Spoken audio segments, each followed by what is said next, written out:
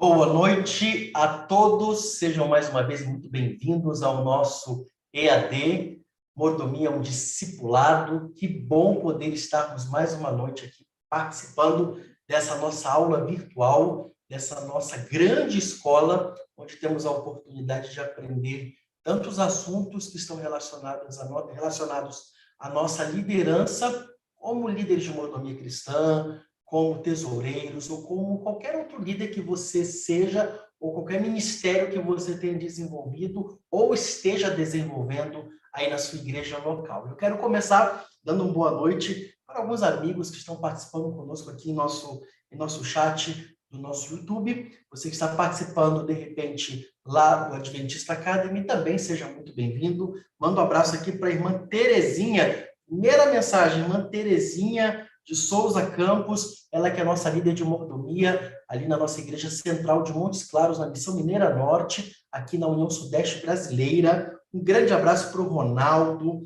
um abraço para o Elson Campos. Boa noite, pessoal. Mais um encontro com o melhor conhecimento de salvação espiritual. Que bom, é isso mesmo, Elson. Nosso desejo é levar as pessoas a refletirem em sua experiência junto com o nosso Deus. Uma boa noite para a Adriana, para a Rose. Uma boa noite para o Adilson. O Adilson, ele é da Igreja da Esplanada, em Ponta Grossa, está participando aqui conosco. Um abraço para a Mirti Santos. Para a Mirti, eu não sei de onde ela é, mas está aqui mandando um abraço especial para a gente. O João Silva, ele que é da Igreja Central de Osório, no Rio Grande do Sul, Um grande abraço para os nossos irmãos gaúchos, para os nossos irmãos ali da nossa querida União Sul-Brasileira, que representa os estados do Paraná, Santa Catarina e Rio Grande do Sul. Eles sempre estão tendo uma grande participação em nosso encontro. Recebam todos os nossos cumprimentos, a nossa boa noite, e que esse encontro seja mais uma vez abençoado a cada um de nós. Um abraço aqui para o Weber Rodrigues, ele que é da cidade de Registro, em São Paulo, está participando também conosco. A Joselene Cabral, ela que é de Gardênia Azul, participando conosco. O William Evangelista de Souza, boa noite a todos. Direto de Porto Velho, Rondônia, Associação Norte de Rondônia e Acre. Um grande abraço para você, William. Eu sei que vocês aí têm fuso, né? Eu acredito que é uma hora menos, mas que bom, William, que você separou esse horário, quem sabe acabou de chegar do trabalho, para poder estar conosco, ou está a caminho de casa depois do trabalho. Sejam todos bem-vindos. Sejam todos bem-vindos. Queremos lembrar que nós estamos participando do nosso terceiro módulo. Nós já tivemos 2 módulos.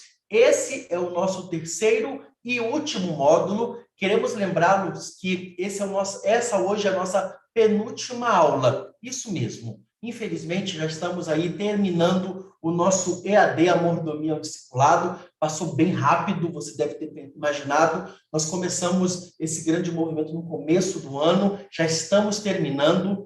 Queremos lembrar a você que está participando conosco pelo YouTube, é muito importante que você faça o registro da sua presença. Sempre estamos falando isso. Não deixe de fazer o registro. E como você pode fazer esse registro? É simples. Ao terminar a transmissão, você vai até o desenvolver.org, ali você vai ter a oportunidade de entrar, tem o terceiro módulo, ali você vai ter um botão escrito Registre sua presença. Clica nesse botão, e ali você vai colocar seu nome, a cidade, estado de onde você é e a sua associação. É muito importante para sabermos de onde nós estamos recebendo os nossos alunos, e também é muito importante registrar a sua presença, porque através desse registro nós vamos estar computando a presença de todos os participantes para que possam receber o certificado e também para que possam concorrer na próxima aula. Lembrando a nossa última aula, os nossos alunos, tanto que participam aqui no YouTube, que registraram sua presença no desenvolver.org, quanto os alunos que estão participando da nossa plataforma no Adventista Academy, estarão concorrendo ao sorteio de um computador. É isso mesmo. Você vai concorrer ao sorteio de um computador, então não deixe de registrar sua presença, ok? Pastor, eu estou participando aqui da plataforma Adventista Academy. Fique tranquilo, automaticamente quando você entra, a plataforma registra a sua presença, registra o seu nome, e nós temos aqui o controle para que você possa estar concorrendo ao sorteio desse computador, que vai ser sorteado em nossa última aula na próxima semana. Na próxima terça-feira, nós estaremos terminando o nosso EAD, a Mordomia ao Discipulado. Infelizmente, lembrando que as aulas estão à disposição tanto na plataforma Adventista Academy, que você pode entrar em qualquer dia, hora ou momento, e você poderá ali fazer a sua aula, ou também ali no desenvolver.org, você também tem todo o conteúdo para que você possa fazer as suas aulas, estudar e poder estar por dentro do que está acontecendo nesse curso ou nesse lindo projeto de educação à distância sobre mordomia cristã que estamos participando. Eu quero convidar aqui o meu amigo, pastor Paulo, ele acabou de entrar aqui conosco. Pastor Paulo, boa noite, seja muito bem-vindo, amigo. Boa noite, seja bem-vindo ao nosso curso.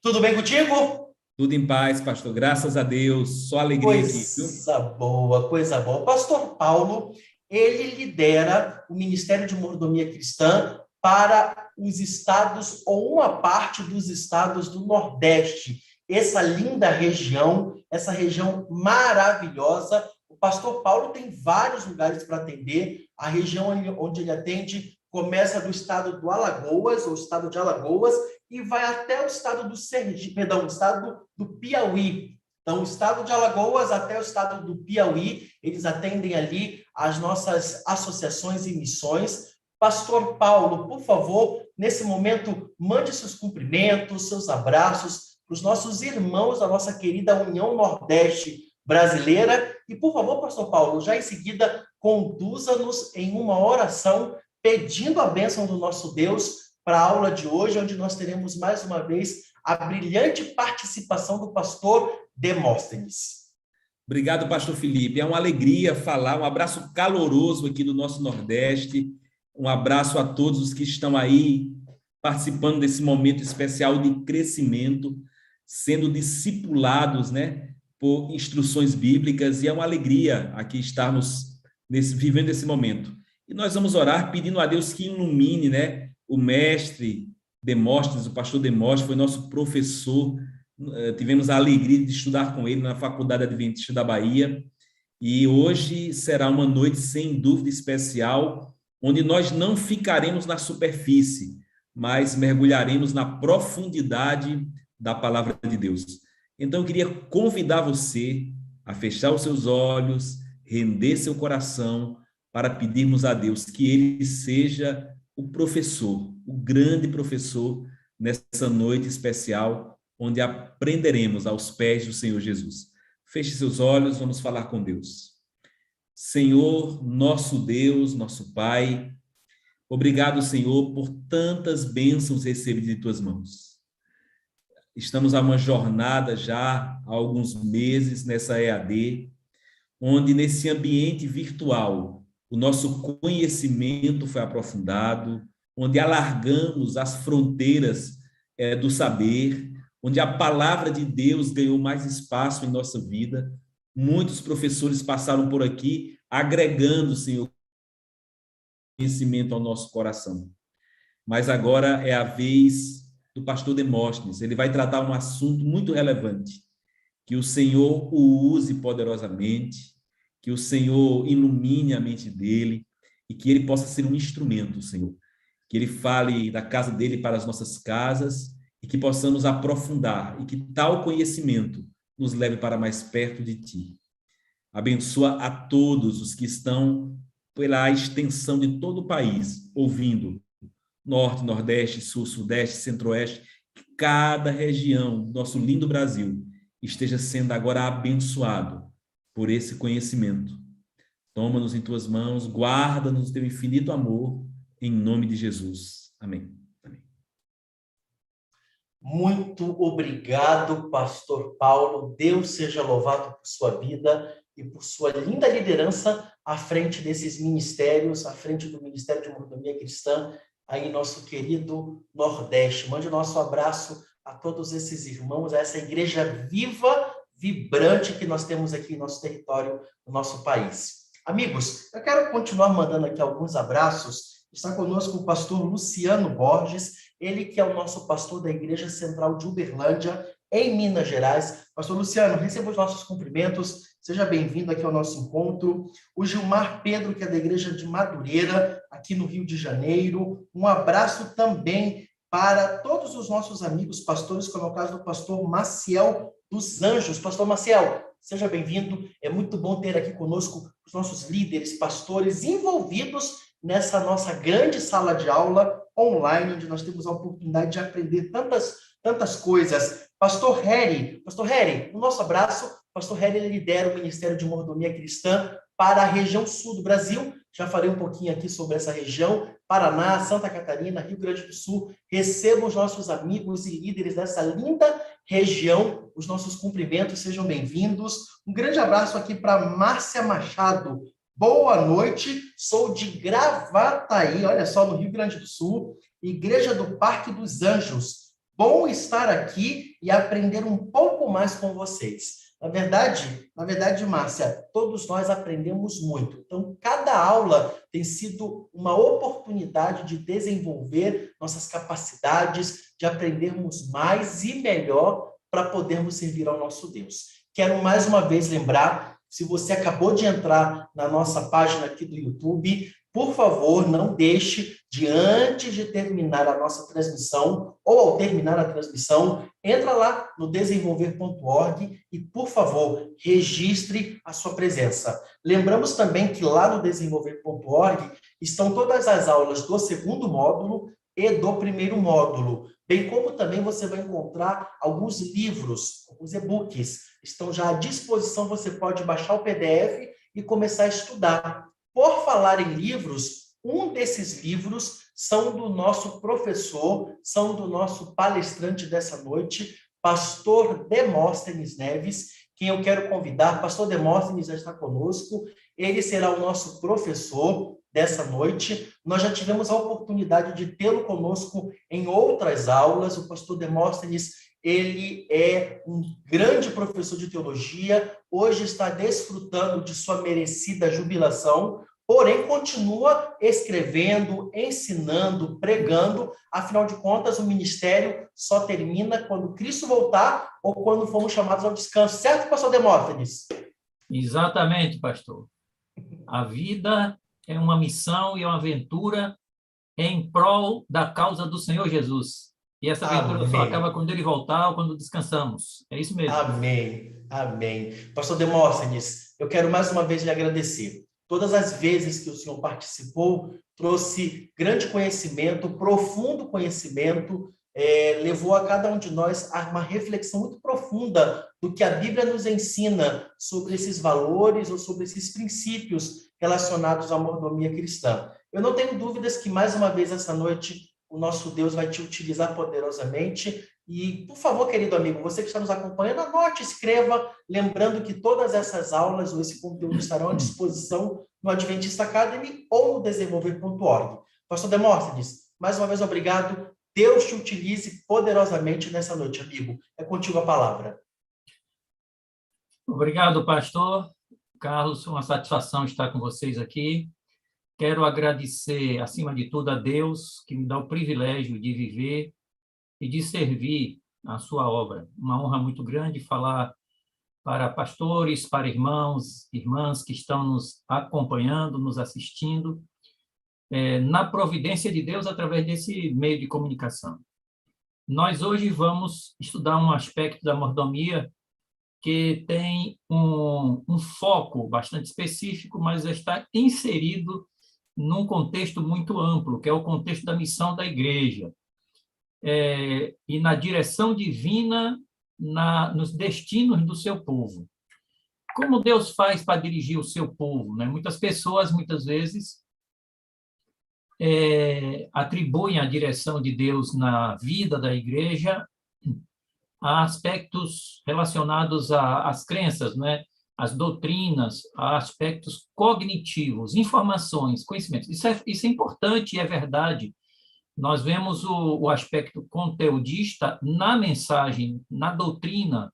Quando Jesus ensinava, ele tinha um conteúdo que deveria ser recepcionado e guardado no coração dos ouvintes. Quando nós pegamos Apocalipse 14, 6 a 12, a mensagem tríplice dos anjos é de que a tríplice mensagem angélica é uma mensagem com conteúdo sobre o temor a Deus, da glória a Deus, a hora do juízo, a lei de Deus, não é? Há um anúncio da queda de Babilônia, há uma mensagem que deve ser compreendida, assimilada e que vai preparar a pessoa para os eventos, né? Jesus, quando fez a comissão evangélica para a igreja, para você, para mim, não somente para os apóstolos e discípulos daquela época, mas toda a igreja até o fim dos tempos, que a pregação é até o fim dos tempos, né? Portanto, estende-se até os nossos dias e está também em nossas mãos. Então, Jesus foi muito claro em dizer: ide por todo mundo, pregar o evangelho, ensinando. Veja o aspecto conteudista está. Então, é preciso entender o que Deus quer de nós, como ele ensinou para que a igreja se conduzisse, praticasse as verdades bíblicas, né? Então, a Bíblia vem dizer que tudo que foi escrito para nosso ensino. Então, nós estamos aprendendo, evidentemente, através da palavra de Deus, muita coisa importante. Mas a unidade da igreja não depende apenas da doutrina, do aspecto do conteúdo. A unidade da igreja vai pelo vínculo do amor, que nos une uns aos outros, né? Mas não é apenas o vínculo do amor e o conteúdo doutrinário que nos une. O Espírito de Deus, que é o grande autor da doutrina e é o mestre que nos ensina e veio para nos ensinar todas as coisas, nos fazer lembrar o que Jesus ensinou. O Espírito Santo, ele mantém a unidade da igreja, usando a doutrina e produzindo amor que une, é o vínculo É o vínculo do amor que mantém a igreja unida e pode solidificar, não é, a igreja. Agora, nós poderíamos citar várias coisas. O senso de missão, por exemplo, une a igreja. Quando a igreja está com esse senso de missão, nós temos que cumprir a missão do evangelho, estamos aqui para testemunhar, nós temos que participar de alguma forma, colaborar de algum modo, para que a igreja seja forte, seja unida, avance, esse senso de missão que o Espírito de Deus coloca em nós. Isso une a igreja se torna um corpo unido pela missão, pela doutrina, pelo amor, tudo produzido pelo Espírito Santo. Mas existe uma coisa que às vezes nós não nos apercebemos, que é uma obra direta do Espírito Santo e que foi destinada para manter a igreja unida. É uma ferramenta de Deus, que é o sistema organizacional da igreja. Você vai perceber que a igreja sempre teve uma forma hierarquizada e organizada, mesmo no período tribal. Era uma organização tribal, mas era uma organização desde o dia de Abraão. O povo de Deus, representado ali na tribo de Abraão, que era um núcleo evangelista, onde ele chegava, ele montava um altar, era uma tribo organizada, tinha liderança, tinha estrutura, tinha tudo. Quando Deus introduziu Israel no Egito, ou tirou do Egito, né?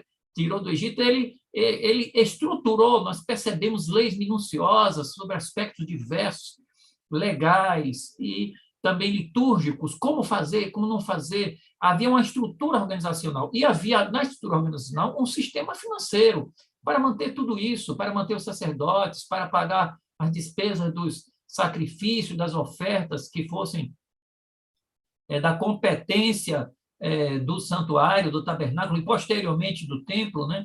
E havia tesoureiros nomeados para isso. Então, o sistema administrativo financeiro do antigo Israel manteve a unidade desse povo durante milênios, como não vou dizer milênios, mas mais de 1.500 anos, porque ele foi estabelecido em Israel no ano de 1400, aproximadamente, antes de Cristo, né, de acordo com a cronologia bem aceita, e vai se estender até a destruição de Jerusalém, quer dizer, o ano 70.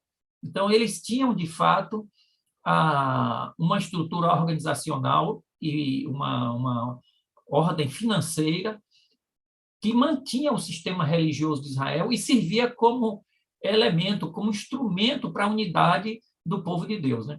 Exatamente sobre isso que Malaquias menciona aqui, quando ele diz assim, no capítulo 3, verso 10, que ele diz: trazei todos os dízimos à casa do tesouro para que haja mantimento na minha casa e provai-me nisto, diz o Senhor dos Exércitos, se eu não vos abrir a janela do céu e não derramar sobre vós bênção sem medida. Então, nós percebemos aqui uma passagem bíblica que apresenta a Casa do Tesouro. E muita gente pensa que a Casa do Tesouro é uma igreja local, que a Casa do Tesouro é um grupo de pessoas simplesmente que pega o dinheiro para administrar, que a Casa do Tesouro é o crente, porque o crente é o templo do Espírito Santo, ele é a Casa do Tesouro. É todo tipo de interpretação distorcida que não encontra base no contexto, né? A Bíblia tem aplicações espirituais? Tem. Mas a Casa do Tesouro que Malaquias está se referindo é uma instituição que foi estabelecida desde que Israel saiu do Egito. Você tem uma evidência disso, por exemplo, no livro de Josué, quando você tem lá no capítulo 6 o episódio da tomada de Jericó. Quando houve a tomada da cidade de Jericó, Deus determinou que todo o ouro e toda a prata da cidade de Jericó fosse para o tesouro da casa do Senhor. E os versos 18 e 19 dizem isso, porque todo o ouro, toda a prata deve ir para a casa do tesouro do Senhor. E o que aconteceu foi que Acã se apropriou disso por causa da ambição dele, e isso acabou resultando, evidentemente, na perdição de Acã, porque ele teve o apoio também dos seus familiares, e isso acabou sendo a perdição dele e, lamentavelmente, da família dele. Mas aqui a Bíblia diz, no capítulo 6, verso 18 e 19 de Josué, o seguinte: então somente guardai-vos das coisas condenadas, para que, tendo-as vós condenado, não as tomeis, e assim torneis maldito o arraial de Israel e o confundais. Porém, toda a prata e ouro e utensílios de bronze e de ferro são consagrados ao Senhor. Vão para onde? Aí diz, irão para o seu tesouro. Então, tinha o tesouro do Senhor. Olha, mesmo o povo ainda nômade, vagueando, já havia essa instituição chamada tesouro, o tesouro da casa do Senhor. Esse tesouro da casa do Senhor, no templo de Jerusalém, edificado por Salomão, depois os templos que foram reedificados, como nós temos o templo, por exemplo, nos dias de Neemias, era um departamento, eram salas construídas, elas foram construídas por Ezequias e foram renovadas por Neemias, porque essas salas, elas não somente eram depósitos, mas elas eram salas onde tinha uma administração. Quando nós lemos, por exemplo, aqui em 2 Crônicas, capítulo 31, 15 a 19, nós percebemos aí que a Casa do Tesouro era um espaço, mas que tinha pessoas que eram nomeadas para fazer o trabalho da administração. Eles administravam os dízimos separadamente das ofertas. Em cada cidade de Israel tinha a representante da Casa do Tesouro para fazer o pagamento aos sacerdotes que moravam nessas cidades. Os sacerdotes não recebiam dízimo diretamente dos adoradores nas comunidades locais. Note que depois do cativeiro babilônico, no 6º século, o povo de Israel voltou para a sua terra, deixou Babilônia, e começaram a existir as sinagogas, centros de reunião, em vários locais de Israel e em outros locais. Mas, mesmo assim, os dízimos e as ofertas iam para a casa do tesouro. Não é? Então, nós percebemos que a orientação divina, desde o tempo do período do povo vagueando do deserto, ou da conquista de Canaã, quando não havia ainda um templo fixo, havia o tabernáculo, que era uma tenda móvel, já havia o conceito da casa do tesouro. Esse conceito se estendeu ao longo da história, como eu disse a vocês, por mais de 1.500 anos.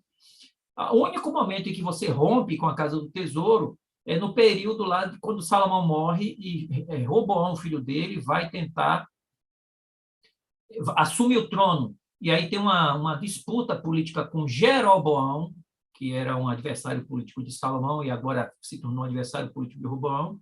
E quando nós lemos aquele relato ali, nós percebemos que o que aconteceu foi que Jeroboão rompeu, o país se dividiu em dois e ele percebeu que o povo indo sacrificar em Jerusalém e, consequentemente, levar seus ofertas, ia ser reunificado. Note a força da casa do tesouro.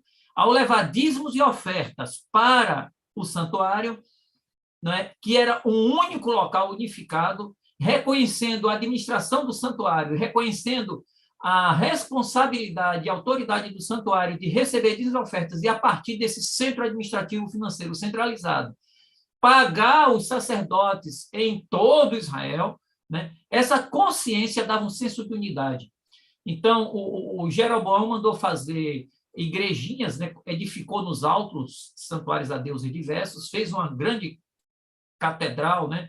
Na divisa com Israel, botou outra catedral muito grande no norte de Israel e incentivou o povo a não ir mais para Jerusalém, para a casa do tesouro, levar suas ofertas, seus dízimos, seus sacrifícios. O que isso produziu, vocês podem ler isso no livro de Reis, se me faz memória, no capítulo 1 Reis, capítulo 12, a história de Jeroboão e Roboão, né?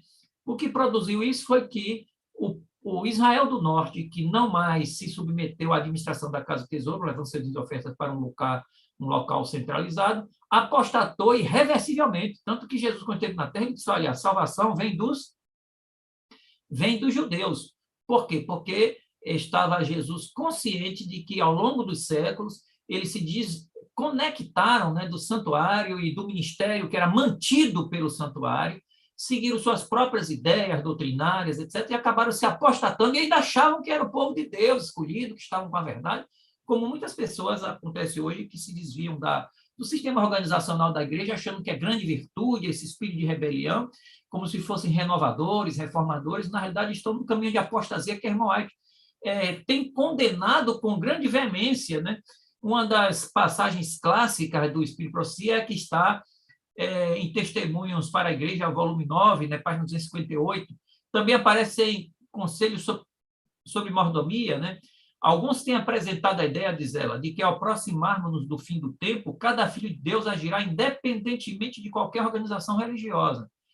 mas fui instruída pelo Senhor de que nesta obra não há isso de cada qual ser independente. As estrelas do céu estão todas sujeitas a leis, cada uma influenciando a outra para fazer a vontade de Deus, prestando obediência comum à lei que lhe dirige a ação. E para que a obra do Senhor possa avançar sadia e solenemente, seu povo deve estar unido. E aí ela tem aqui no parágrafo seguinte, ela vai condenar os movimentos esporádicos e agitados de alguns que pretendem ser cristãos, não é? E que estão representando a igreja, quando na realidade eles são rebeldes, envolvidos por motivos escusos. Ela diz, alguns têm apresentado a ideia de que quando nos aproximamos do fim do tempo, cada filho de Deus agirá independentemente de qualquer organização religiosa. Fui instruída pelo Senhor de que esta obra, não há isso de cada qual ser independente nesta obra.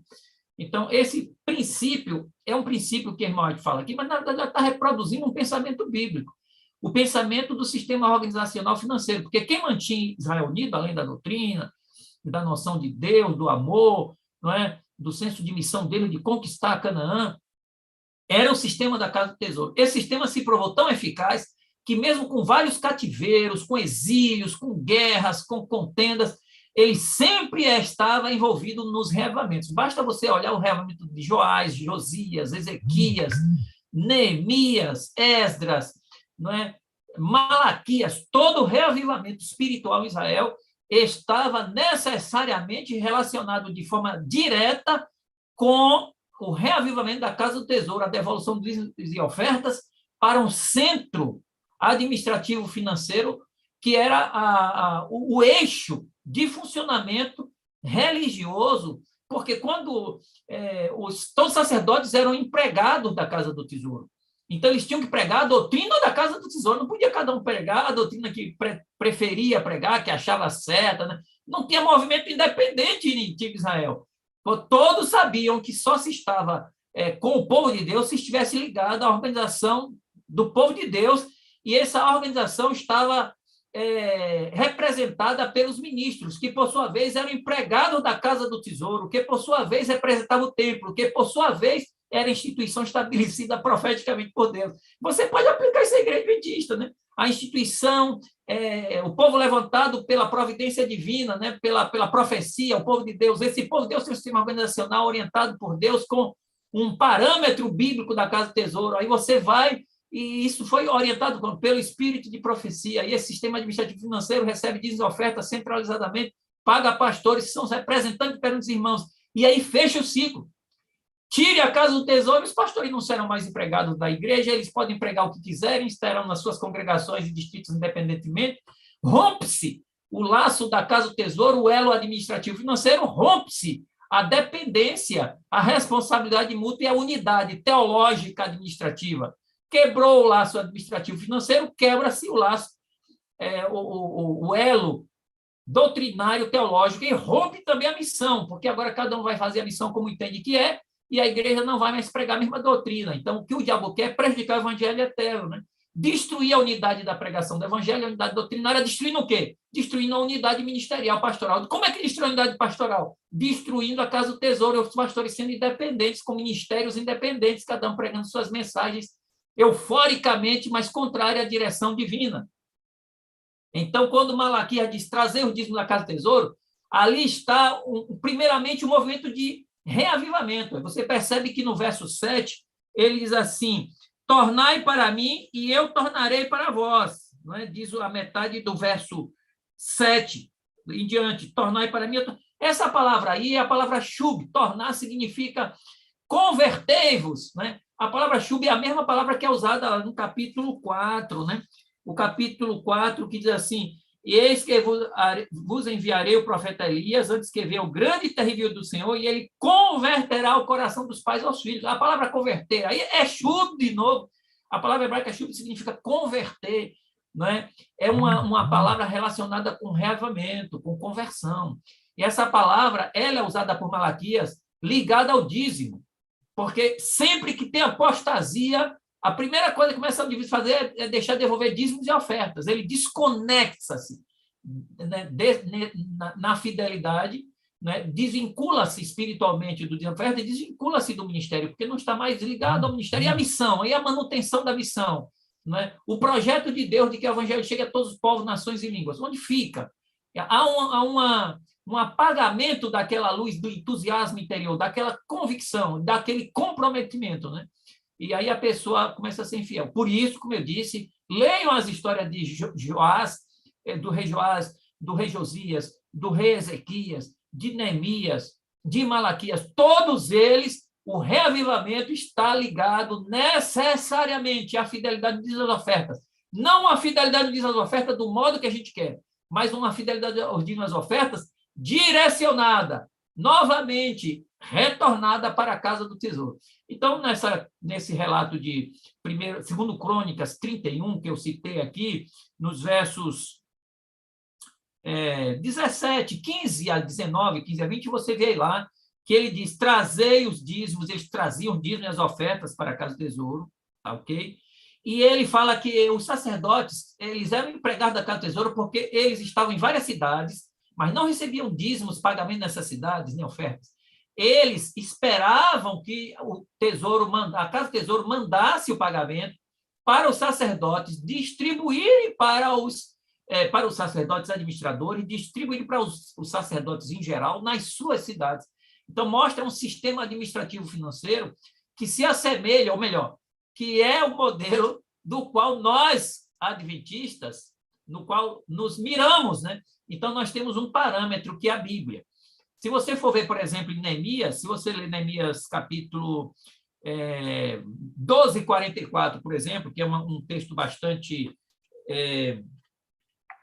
conhecido, né, de Neemias, quando nós lemos Neemias, ele tem aqui no capítulo 12 o reavivamento das pessoas, né? E ele fala da manutenção dos sacerdotes. Então, ele diz o seguinte, ainda no mesmo dia se nomearam homens para as câmaras dos tesouros, das ofertas, das primícias e dos dízimos, para juntarem nelas das cidades as porções designadas pela lei para os sacerdotes e para os levitas, pois Judá estava alegre porque os sacerdotes e os levitas administravam. Era um movimento de reavivamento. Eles estavam voltando ali para o cativeiro, reconstruindo os muros, reconstruindo o santuário, e agora eles estavam cheios do Espírito de Deus. O Espírito de Deus faz isso aqui. Imediatamente, vamos retomar tudo. A casa tesouro traz dízimo, traz oferta, traz todo mundo aqui.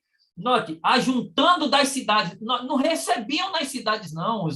Eles recebiam na casa do tesouro, lá em Jerusalém, no santuário, era a sede da associação geral, era a sede da associação local, era a sede da união, era a divisão, era uma sede administrativa que centralizava a igreja. Então, nossa casa do tesouro é a associação geral. As associações, uniões, divisões são representações, são extensões, de certa forma, desse laço administrativo que nos une, que é o sistema organizacional, é o sistema da Casa do Tesouro. A Casa do Tesouro estendia no Antigo Testamento as suas representações em cada cidade. Em cada cidade havia sacerdotes representantes, que eram superintendentes da Casa do Tesouro, e eles recebiam, né, digamos assim, as porções que vinham de Jerusalém. Em alguns casos, quando eram produtos do campo, que eram perecíveis, eles eram autorizados ali mesmo calcularem o dízimo, mas os representantes da Casa do Tesouro,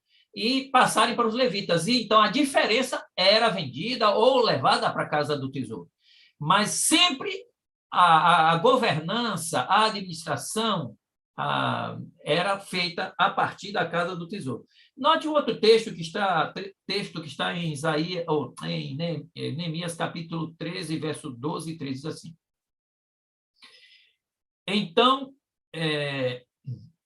Então todo Judá trouxe os dízimos dos cereais, do vinho e do azeite ao depósito.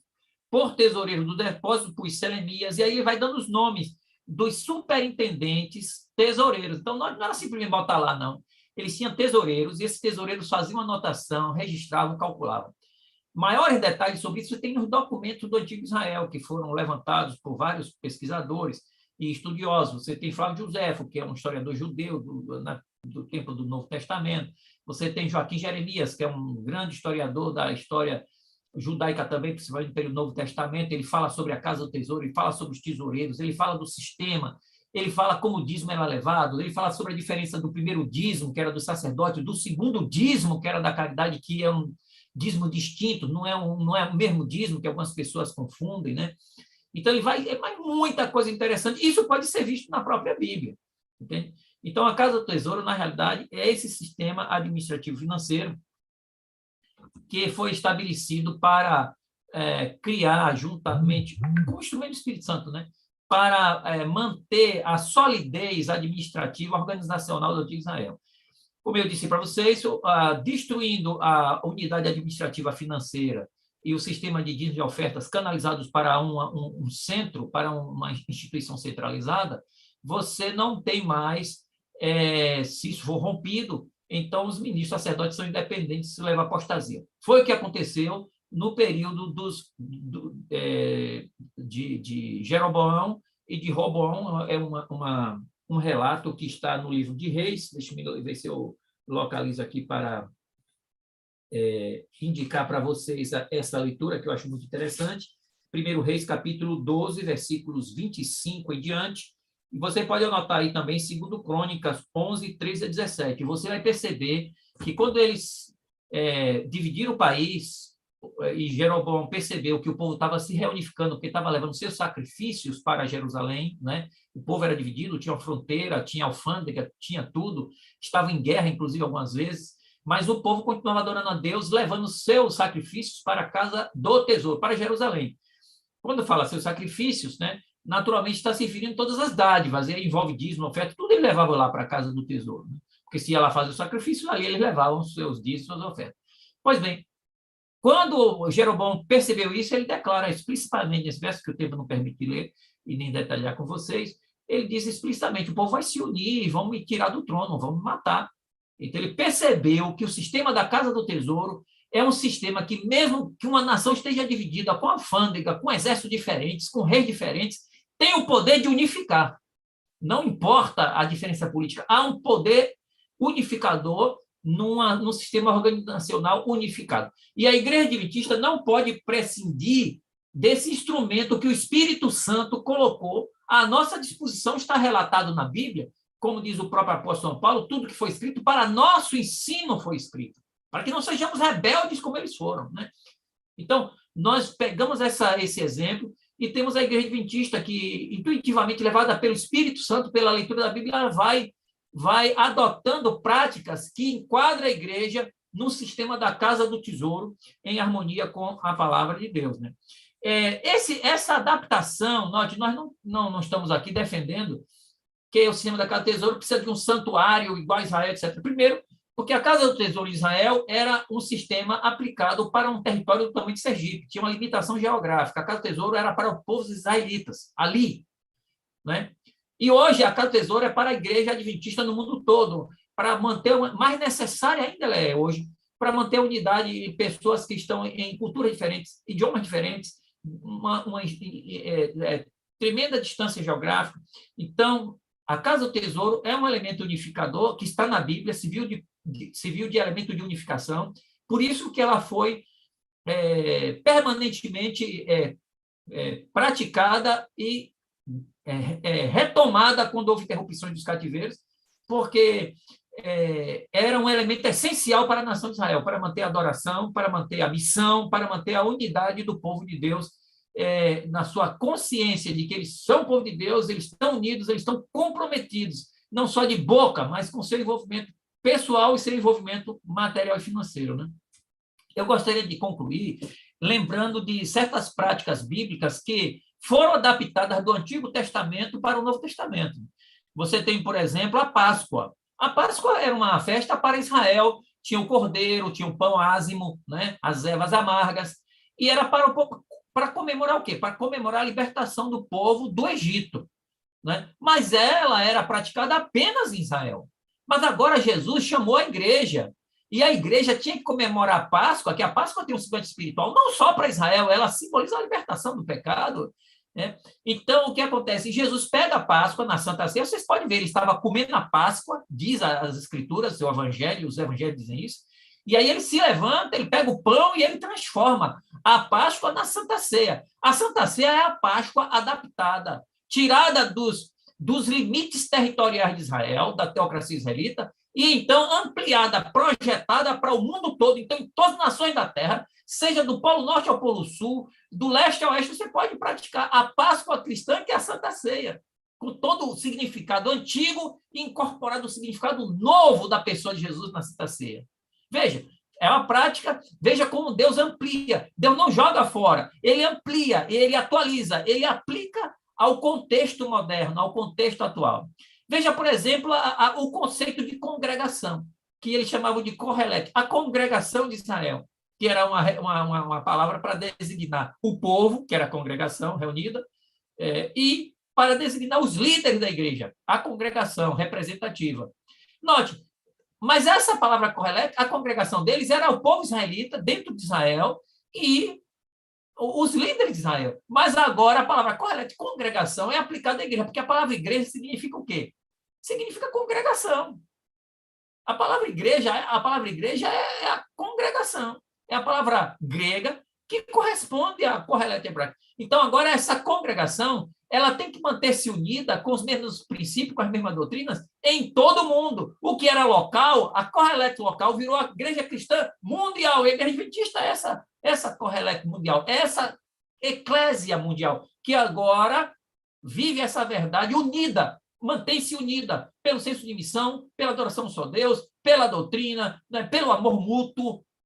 Mas há um instrumento concreto, físico, que Deus ensinou na Bíblia para nós, para o povo de Deus, e é o sistema organizacional, que ele se representa na Casa do Tesouro, um sistema administrativo financeiro centralizado que unifica a igreja e realmente solidifica o seu trabalho, evitando que aventureiros, né, invadam e despedacem a igreja, como muitos têm tentado e ainda estão tentando, sem sucesso, felizmente, para a honra e glória de Deus. E, dessa mesma forma, o sistema administrativo. O sistema administrativo de Israel foi feito para Israel, no contexto de Israel, manter um povo unido, que era um povo, 12 tribos, e ficavam brigando entre si, mas o sistema administrativo financeiro unia a vida espiritual, unia a teologia. Então, unia como? Todos os dias as ofertas vão para lá, todos os sacerdotes são pagos pela Casa do Tesouro, que são empregados da Casa do Tesouro, não é? E aí todos os sacerdotes têm que seguir os rituais, não é, adotados pela escritura, que são seguidas pela Casa do Tesouro, pela profecia que estava ligada à Casa do Tesouro, né?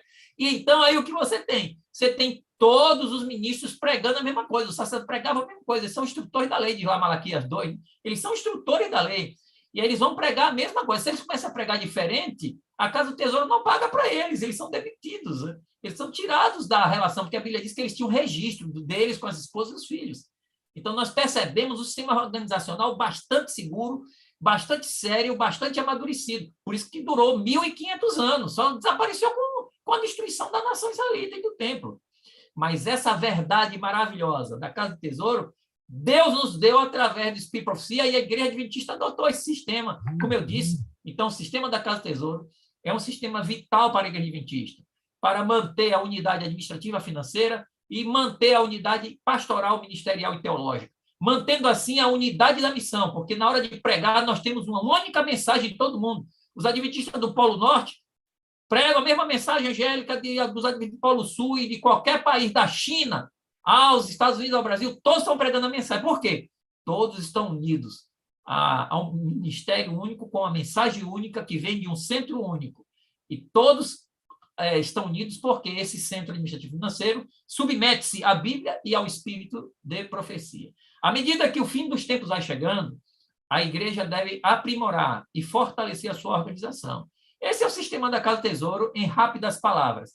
Recomendo que você leia o livro que você tem como material adicional desta aula, leia as passagens que nós estamos aqui recomendando, e desejamos e temos certeza de que você vai aprofundar, vai amadurecer, vai compreender, vai se alegrar, se regozijar de que o Espírito de Deus não apenas nos deu doutrina, entusiasmo, amor, senso de missão, mas o Espírito de Deus nos deu também o sistema administrativo. Diz a irmã White, esse sistema foi conduzido pela providência divina e se ergueu com grande trabalho e não deve ser esfacelado pelo capricho de A ou B, que se sente mais consagrado do que a revelação divina. Que o Senhor Deus abençoe a cada um de vocês, conceda a todos muitas bênçãos, muita luz do céu, para que todos nós possamos estar unidos numa só igreja, numa só missão, nos preparando para a breve volta do nosso único Senhor Jesus Cristo, que nos levará para o seu reino de glória.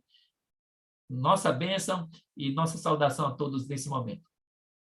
Pastor Demóstenes, amigo, obrigado. Muito obrigado por essa aula. Das muitas anotações aqui feitas, eu gostei dessa parte final, quando o pastor disse que o sistema da Casa do Tesouro é vital para a unidade da igreja. Exatamente. Se ergueu pela providência divina. Exatamente. Deus seja louvado. Nós não temos uma igreja que está dividida, nós não somos uma igreja de um bairro, nós não somos uma igreja de um estado, nós não somos a igreja de um país, nós somos uma igreja de caráter mundial. Uma igreja de caráter mundial tem um compromisso de pregar essa mensagem a todos os lugares mais remotos desse globo, desse planeta, para que todos conheçam do Evangelho de Cristo, e esse sistema financeiro permite que essa mensagem possa chegar a esses lugares inusitados. Pastor Demóstenes, de coração, muito obrigado. Muito obrigado por toda a sua participação durante todo esse EAD, por compartilhar todo esse conhecimento tão profundo que nos ajuda a entender do porquê essa igreja é o que é e aonde ela precisa chegar. Mais uma vez, obrigado, pastor. Uma boa noite. Bênçãos sem medidas em sua vida. Amém. Nós queremos lembrar a todos os amigos que estão nos acompanhando nessa transmissão que essa aula do pastor Demóstenes, bem como todas as outras aulas que foram ministradas por ele nesse EAD, estão à disposição, tanto lá no Adventista Academy como no desenvolver.org.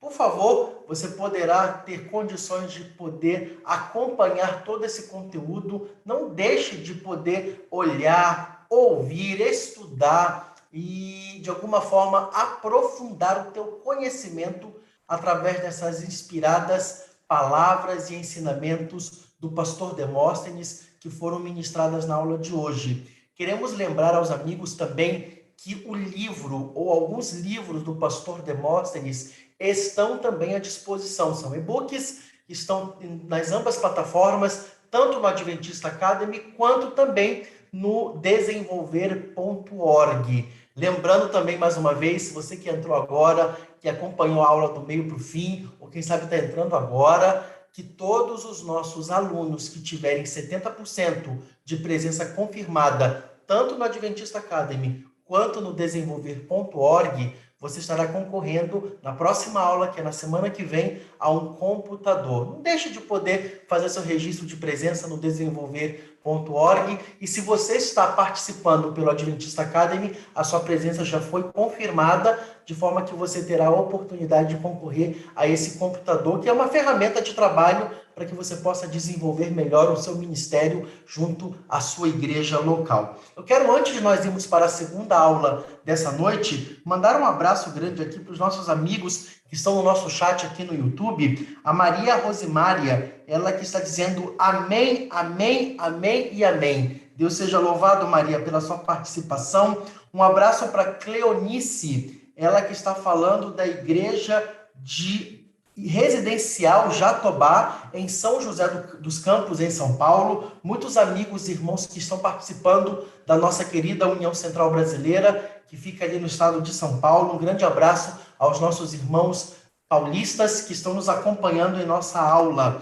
Um abraço também para os nossos amigos que estão aqui conosco, como a Laurimar de Matos, ela que é da Igreja Central de Vila Jadete, Januária, Minas Gerais. Um grande abraço para você, Laurimar, por estar participando conosco aqui. Um abraço grande ao Jonas Patrício, acho que é isso. Boa noite, amigos queridos. Sou da liderança da Igreja do Prado, em Maceió, Alagoas. Missão Alagoas é pressão. Um abraço a todos os nossos irmãos e amigos alagoanos, nordestinos, que estão participando conosco, os nossos amigos e irmãos da Bahia. Sempre temos uma grande participação dos nossos irmãos da Bahia, sejam também muito bem-vindos. Os irmãos que estão ali da região norte do Brasil, Pará, Amapá, os nossos irmãos que participam também ali do Maranhão, sejam bem-vindos, bênçãos sem medidas para todos vocês. Que Deus possa continuar abençoando a cada um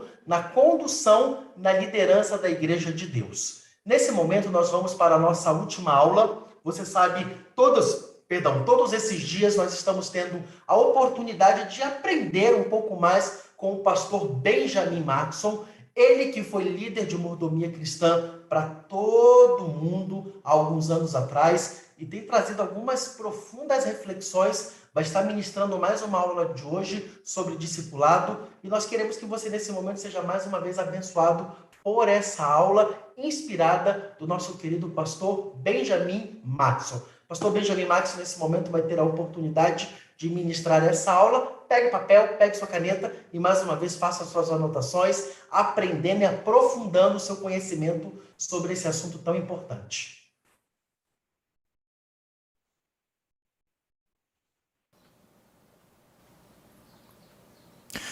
Temos falado sobre o discipulado e sobre os discípulos. Apenas uma pergunta: como um discípulo se parece? Se você escrever um seguidor de Deus do Antigo Testamento ou um discípulo de Jesus no Novo Testamento, quais seriam as principais características em suas vidas? Eu pensei sobre isso e, quando estudo a Bíblia, chego a 6 descrições principais que identificam um discípulo. O primeiro é o discípulo apaixonar-se por Jesus Cristo. Ele tem experimentado o amor de Deus e ele o quer amar também. Jesus disse: "Me ame com todo o coração, mente e força." E assim menciona o Velho Testamento, um texto onde ele disse às pessoas para amá-lo com todo o seu coração, alma e força. Essa é a primeira descrição de um discípulo. Por quê? Porque é assim como ele nos ama. Ele simplesmente diz: "Me ame como eu te amei." Uau! Essa primeira descrição de um discípulo. Por quê? Porque se Deus não é o alvo de nossa paixão, se Jesus não é o foco de nossas vidas, algo ou alguém vai ser a nossa paixão. Porque somos criaturas que se apaixonam, seres apaixonados. E nossa paixão é o nosso Deus. Se Jesus não é a paixão de nossas vidas, então estaremos praticando uma forma de idolatria, porque algo ou alguém vai ser a nossa paixão. Então, a primeira coisa que um discípulo mostra é o seu amor ou paixão por Deus. A segunda descrição de um discípulo é que ele deve ter comunhão diária com Deus, através da palavra, e passar tempo com Deus, falando com Jesus, pensando em Jesus. Falando nisso, a paixão não é algo que você faz nascer. Você não pode dizer: "Eu vou amar mais minha esposa." As coisas não funcionam assim. Paixão em qualquer relacionamento é indiretamente proporcional ao relacionamento e à intimidade desse relacionamento. Quanto mais intimidade, mais paixão. E é por isso que a segunda descrição da alma de um discípulo é muito importante. Porque o discípulo deve estar diariamente com Deus, passar tempo em comunhão com Ele, em conversa, na oração, na meditação, na leitura da sua palavra. Ao fazer isso, a intimidade cresce. A paixão com Deus cresce. Ou melhor, a paixão por Deus. Mas a terceira descrição é um segundo nível de intimidade. Em um relacionamento conjugal, há 2 níveis de intimidade. A intimidade física no quarto e a intimidade na vida, de caminhar juntos e compartilhar a vida juntos. Se qualquer dessas formas estiver faltando para o casal, a paixão vai acabar. Então precisamos andar com Deus. Precisamos do tempo de devoção, de intimidade diária com Deus. Também precisamos da intimidade de andar com Deus, para que Ele participe de cada parte da nossa vida. É o segundo nível de intimidade, e o discípulo faz isso. O discípulo passa um tempo diário com Deus e caminha com Deus para o resto de sua vida. Não é suficiente ter uma vida de devoção e não ter Deus diariamente. Não é suficiente ter Deus diariamente sem nutrir a profunda intimidade de uma vida com Ele. Precisamos dos dois, como na vida de casado.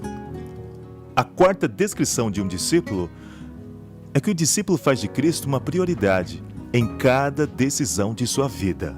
Tudo não é o que eu quero ou o que você pensa que eu preciso. A pergunta do discípulo é o que Deus quer de mim. Há várias maneiras de saber isso. Primeiro estudamos as Escrituras, e se o que fazemos ou queremos viola as Escrituras, então isso não é o que Deus quer de nós. Mas o incrível de tudo é quando trazemos nossas questões da vida diante de Deus, perguntando o que Ele quer de nós, então Ele nos guiará.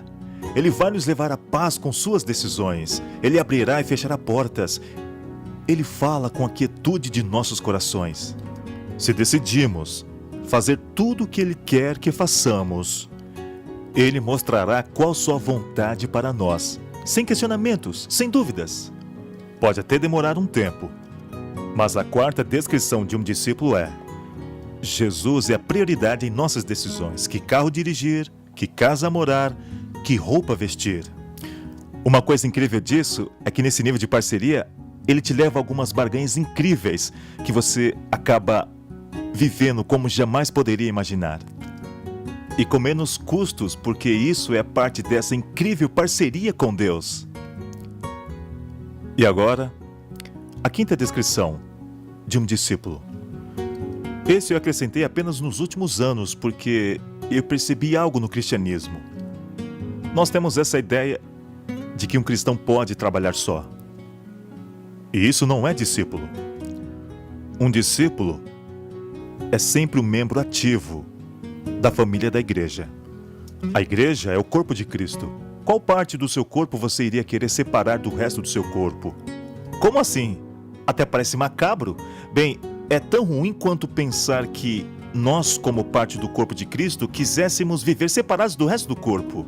É por isso que a quinta descrição de um discípulo é que eles vivem em ministério como uma parte vital do corpo de Cristo e de uma família da igreja local.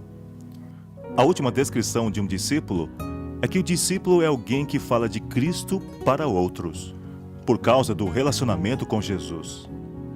Nós sabemos como compartilhar com outros. Por causa do relacionamento com Jesus, temos uma história para contar sobre o que Jesus fez por nós. Então, o que envolve o discipulado? Claro que é verdade bíblica. Existem métodos espirituais de como orar, meditar, ler a Bíblia para ter um relacionamento com Deus. Há ministérios com base nos dons que Deus nos dá. Mas acontece no contexto de como cuidar da comunidade, em nossas amizades, quando andamos e ajudamos uns aos outros a andar com Deus e com expectativas abertas a Deus. Para que isso aconteça, precisamos saber nos relacionar, precisamos amar as pessoas e saber nos relacionar com elas, como ouvi-las. Precisamos estar em oração por eles, por nós e com eles. Precisamos desenvolver nossa habilidade de como contar uma história. E precisamos saber como ensiná-los a caminhar com Jesus. Como aprender o espírito da disciplina para abrir sua vida para Jesus.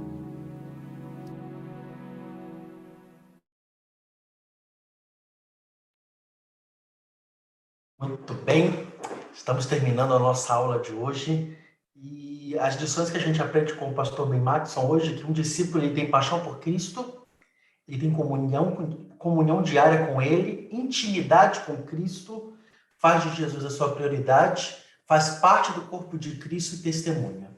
Que possamos ser verdadeiros discípulos. Eu quero terminar essa aula mandando um grande abraço para todos aqueles amigos que estão nos acompanhando, como o Genário, o Márcio Almeida. Ele manda um abraço aqui para o seu pastor Márcio Almeida. Perdão, pastor Márcio Almeida está mandando um abraço aqui para os seus amigos de Conselheiro Lafayette. Um grande abraço, pastor Márcio. Um grande abraço aqui para os nossos amigos que estão nos acompanhando da Associação Norte-Sul Rio Grandense, Distrito de Vila Teresa, em São Leopoldo. Toda a gauchada aqui participando conosco, recebo os nossos abraços. O Carlos Luciano, da cidade de Dois Vizinhos, no Paraná, Associação Oeste Paranaense, também ligadinha conosco aqui, aprendendo, desenvolvendo suas ações. A Tânia Regina, ela que é da equipe distrital de mordomia cristã, do distrito de Nilópolis, aqui no Rio de Janeiro. Também, mais uma vez, recebo o nosso abraço. Amigos, são muitas pessoas que estão aqui conectadas conosco.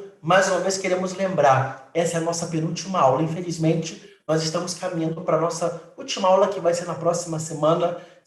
Teremos a oportunidade de fechar com chave de ouro. Se você tem aí algum amigo, algum líder que sabe que não participou hoje, convide essas pessoas para que na próxima terça nós possamos fazer um grande encerramento desse grande movimento que começou no primeiro semestre e vai ser concluído na próxima semana. Queremos agradecer mais uma vez a sua participação, agradecer a presença de todos aqueles que estiveram conosco até aqui, agradecer a presença dos pastores, dos líderes, dos nossos departamentais de mordomia cristã, nos campos, nas uniões, e do nosso líder também, o pastor Josanã Alves, que estará conosco na nossa última aula, participando também, juntamente com o pastor Marcos Bonfim, que é o líder de mordomia cristã para toda a igreja no mundo. Ele estará ministrando a última aula desse grande curso de mordomia, EAD, a mordomia, um discipulado. Deus te abençoe, que você possa ter uma noite especial, uma semana abençoada na presença de Deus. Lembrando mais uma vez, não deixe de registrar sua presença, caso você esteja participando no YouTube, através do desenvolver.org. E, por favor, não deixe de baixar o conteúdo, de acompanhar, de compartilhar, para que possamos ter mais pessoas envolvidas e aprendendo mais sobre os desejos, sobre os propósitos de Deus para as nossas vidas. Feche os seus olhos, nós estaremos terminando a programação de hoje, a aula de hoje, pedindo a bênção do nosso Deus. Pai amado, muito obrigado, porque o Senhor nos colocou diante da oportunidade de aprendermos a como te servir mais e melhor. Obrigado pela aula dirigida pelo pastor Demóstenes, pelo pastor Ben Matson, que nos ajudou a entender que o que vivemos como tua igreja, o vivemos porque fazemos parte de um plano bíblico. E mais uma vez, obrigado porque o Senhor nos chama a sermos verdadeiros e autênticos discípulos. Por favor, abençoe cada participante que está assistindo a aula agora e a todos aqueles que estarão tendo oportunidade de acessar esse conteúdo em outro momento. Que o Senhor possa auxiliá-los, abençoá-los e que através desses conhecimentos eles possam ser um canal de bênçãos na vida de outros. Obrigado por tudo. Continue conosco, dando-nos uma boa noite. Oramos em nome de Jesus. Amém e amém. Deus abençoe a você, tenha um bom descanso e não se esqueça, na próxima semana temos um encontro marcado às 19h30 aqui nesse lugar. Bênçãos sem medidas, uma boa noite.